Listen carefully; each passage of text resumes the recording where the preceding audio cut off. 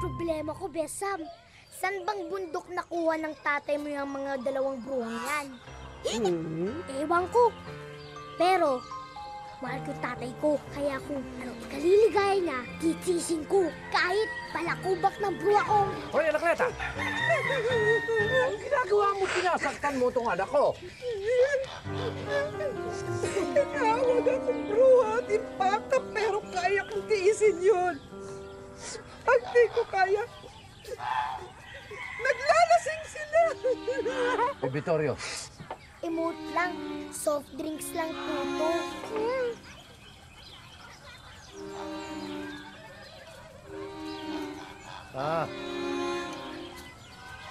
Malakas mo tama. Ano? Tinawag akong bruha. Alam mo, napanood ako gabi. Ang ganda. Napanood ko siya mamaya. Miguel, nandiyan na naman si Victoria yung bakla. Gusto mo, best friend, doon na lang tayo maglaro sa bahay ko? Hindi, best friend, Samantha. Kailangan natin harapin to. Ilabas ang bato! Ha? Anong bato?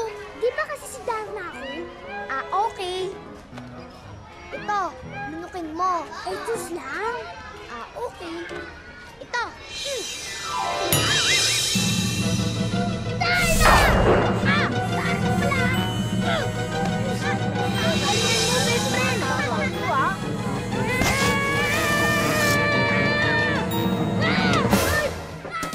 Amin, bukas ang pinto. Good morning. Good morning. What can you do for me? Meron akong gustong ipatrabaho sa'yo. Pwede ba tayo mag-usap? Oh, sure. Doon tayo sa conference table.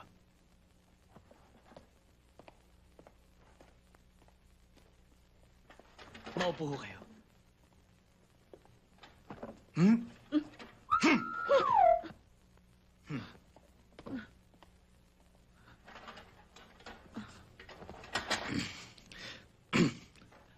Bago tayo magsimula, nais kong ipaalam sa inyo na anumang transaksyon na mas mababa sa 1,000,000, hindi ko tinatanggap. 1.1. Sige, magkwento ka. Tungkol saan? Yung asawa ko, alam ko niloloko ako. May babae siya, kaya gusto ko siyang hiwalayan. Kaya lang, wala akong hawak na ebidensya para idemanda siya. Love triangle. Pangkaraniwan. Usong-uso ngayon yan. Pero kailangan nating ilagay sa surveyor ang inyong asawa. Surveyor? Surveyor? Ano yun? Lihim natin pasusubaybayan ang asawa mo. Baka surveillance ang ibig mong sabihin. Surveillance! Pamamaraan ng pagsubaybay. Surveyor. Taong sumusubaybay. Ah, ganun pala yun. Pero kailangan malaman natin ang punot dulo ng mga pangyayari. Pati na rin ang ibang impormasyon tungkol sa asawa mo. Ang asawa ko ay isang military general. General? Sa ibang detective agency na ho kayo lumapit. Wala akong taong aasikaso sa kaso nyo. Hindi naman ako pwede dahil akong big boss rito. Pang-10 na kayong detective agency nilapitan ko. Ni isa man walang gustong tumanggap ng trabaho. Kapag hindi mo pa tinanggap ang trabaho dito, dalawa na tayo magkakaproblema. Huwag kayong mag-alala. Aayusin natin yan. Buburahin natin lahat ng agam-agam sa isipan nyo. Bago ako umalis, etong litrato na mister ko at etong paunang bayad.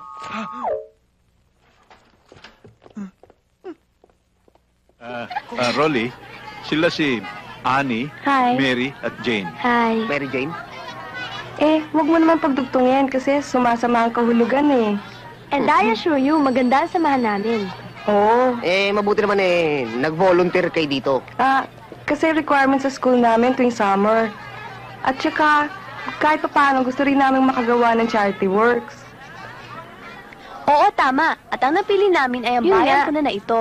Good! Talagang kailangan itong orphanage na to ng mga katulad yung volunteers na may katangian. Sandali lang po, sir.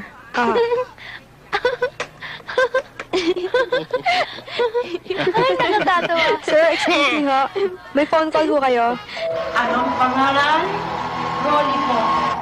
Incheck. Ay, hindi ho, Rolly. Ah, Tagalog. Oo. Anong kasalanan? Nihirakan niya ho ang aking damdamin. Tinadyak-tadyakan niya ho ang aking puso. Patayin! Naku, wag ko niyong patayin. Hindi ko naman sinabi sa inyong patayin niyo eh. Kung ganon, paglaruan! Paglaruan? Nga! Mukhang maganda ata usapan niyo dito. Siya nga pala si, Alex. Alex? Alicia siya pero, Oo nga, pero type ko Alex. Okay, di ba? siya naman si... Ako na!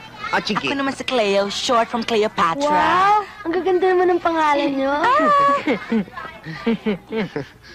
Ano naman kayo? Mga tao, ano ba sa tingin mo? Hindi. I mean, ano ba ang trabaho niyo? Magnanakaw, self-employed. That's it. Parang mga businessman. Nadali mo. Ganun na nga yun. Sort of, kasi medyo business-minded kami. Ina. Rolly! Pagot! Pagot!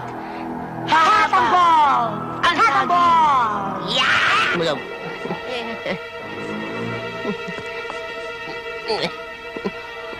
Rolly, tigilan mo yan. Tigilan mo, kaganyan mo. Sabi mo kaya siya. Tigilan mo yan. Hindi. Nana. Uy, tama na. Sorry, girls, Medyo nangati lang siya. Dahil lang kami. Rolly!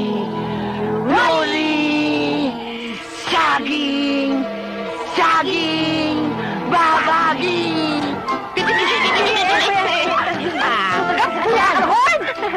Humaba!